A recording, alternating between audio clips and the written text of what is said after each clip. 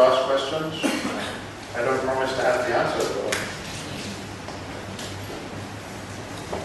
Yes, sir? Have you ever seen turtle hatcheries in any country? I've seen turtle hatcheries in countries where, yes. I'm not a very keen supporter of turtle hatcheries. Turtles are very good at what they do on their own. A hatchery is, in many cases, what I consider a last resort measure. But it's the thing you do when everything else you've done has failed. And unfortunately, it seems to be the thing we do first, because it's a very feel-good thing. You know, I can show some, look, this is what I'm doing to save sea turtles. Sometimes doing doesn't have to be that involved. In fact, it can have a profound negative impact on turtles. Biologically, they're not designed for it. And so I would say a hatchery is something that I would do in the very last case scenario when everything else I've tried failed.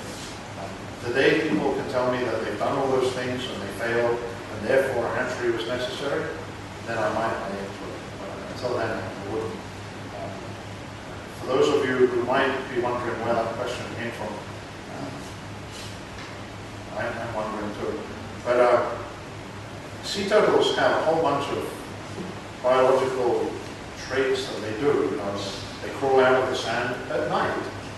And that's because when they come out of the egg and they crawl up to the surface, when they get close to the surface, if the uppermost hatchlings feel warm sand, they'll stop. And then they'll only start digging again when the sand cools down, which means it's nighttime. Right? And then they run down to the beach and they swim, and typically they'll swim for the first 24 hours of their life. The idea is to get as far away from shore as possible. Then thereafter they'll swim maybe about 12 hours a day for the next 3 or 4 days until they get further offshore.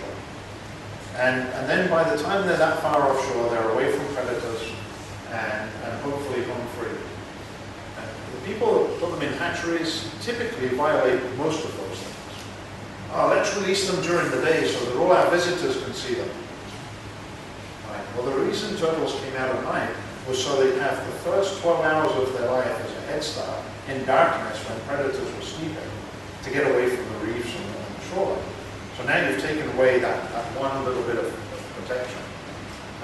In Sri Lanka, a very common case is where people take them and raise them in little tanks in their houses and sell them to tourists. And the great thing is these hatchlings get put in there, and for the first day, guess what they do? They swim and they swim and they swim, just like they would in the wild. And the next 3 or 4 days, they swim for a bit. By the time a tourist comes along and pays money to put them free in the ocean, they go, oh, I must be here. Flippers behind my back, I just kind of hang out. And they're right there on the shore. They haven't got offshore at all.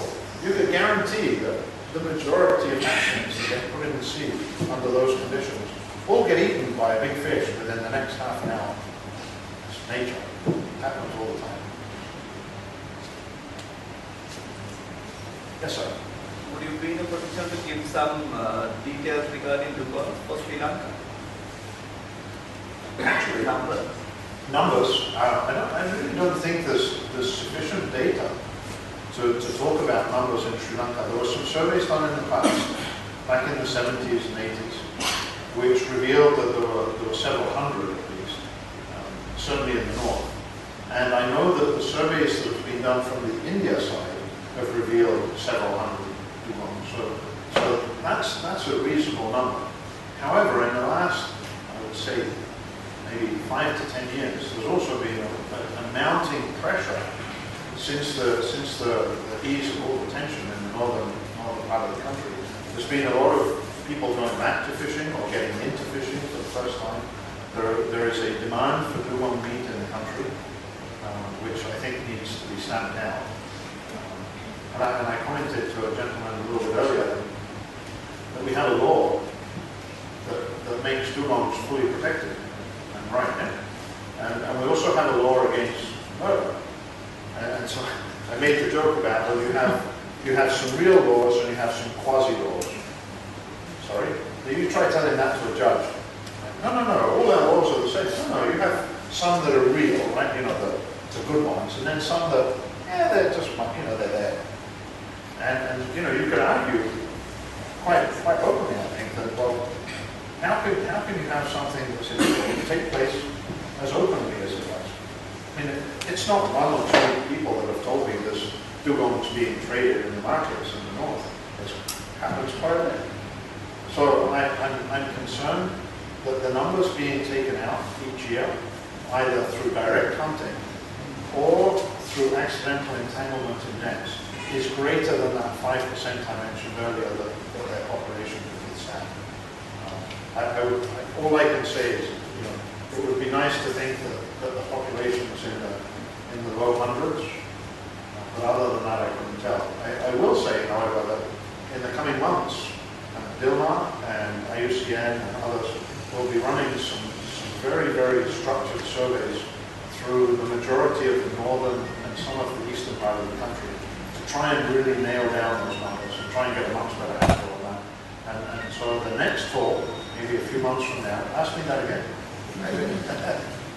Yes, sir. But then would fishermen be honest about the numbers that they actually report in case, it's one of the professions, or rather it's one of the needs that there is a demand for dugong meat, and if they go out hunting, then they're probably not going to check on your sheet. Yeah. No, you're right. So the way the questionnaire is set up, it's quite an open thing, but there are many trick questions. It's been a very, very carefully designed survey that is designed to help pick up on things. I had a great one when some people in India ran this recently on the opposite side of Port Bay, and one of the questions asked, do you catch dugongs? No, we don't catch dugongs. No, it's legal. And then later on there was a question about have you eaten dugongs? And everybody, oh yeah. Have we all eaten them? So wait a minute, how do you get them if you don't catch them? No, the village down there, they catch them, we just buy them from them. And so, it told us that, sure, there was all I was really after is, what is the general activity going on in the area? And I think that if we sit there, you've got a great point, because you are going to get fishermen who will try and cheat the system. But the questionnaire is set up to be run by community members amongst themselves, so volunteers from there, and they might be a lot more willing to share information. And having introduced this survey in now 19 countries, and have it run more than 4,000 times, even I have been pleasantly surprised with the quality of the data coming back, where people are saying, yes, we catch dugongs, yes, we eat them. Because the way the survey is set up is it doesn't target a person. Really, we're looking at, well, in the north, so many dugongs get caught. The first few people you speak to will typically get quite apprehensive, but eventually the thing starts to work. It's been quite successful. But I'm very, very cognizant of it, absolutely. And you are aware of aerial surveys that India is planning on their side, that they're planning sometime soon, as a part of the method of survey. And of course, India's got this very long coastline, and you pointed out Gujarat, area. I'm familiar with that area. There's probably one dugong here and one dugong 100 kilometers away, and then I was surprised when it was dark. In India they have dugongs up in the Gulf of Kutch, on the border with Pakistan, and then down here. That's pretty much it. There's none left along the other parts. Or in the Andaman and Nicobar Islands.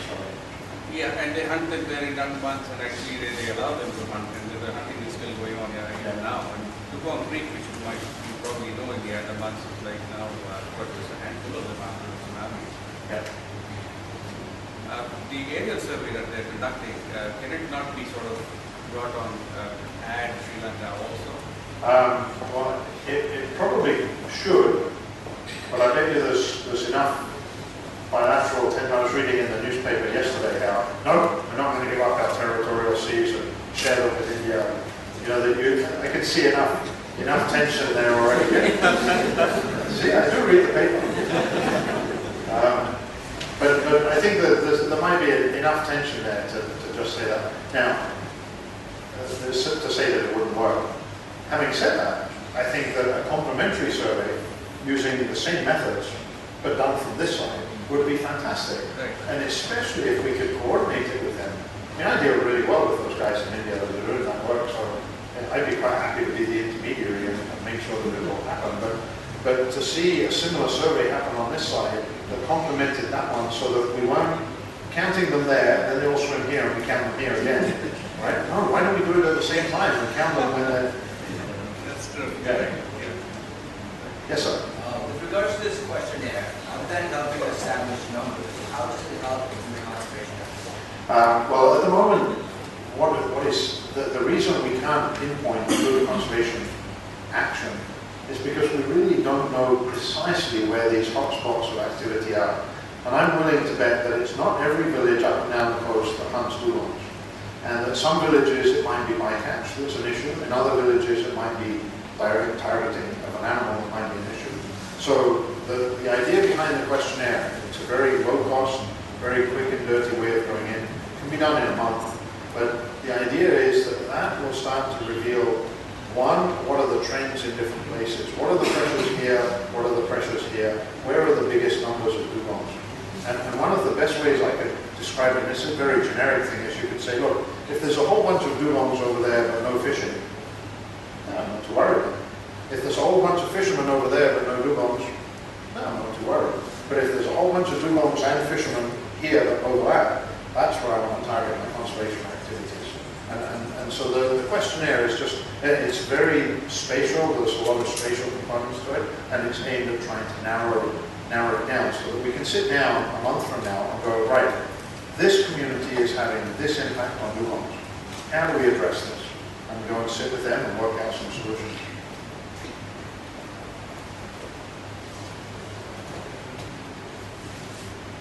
I've exhausted you all. Awesome. Okay, you can wake up now. All right, well, with that, if there are no further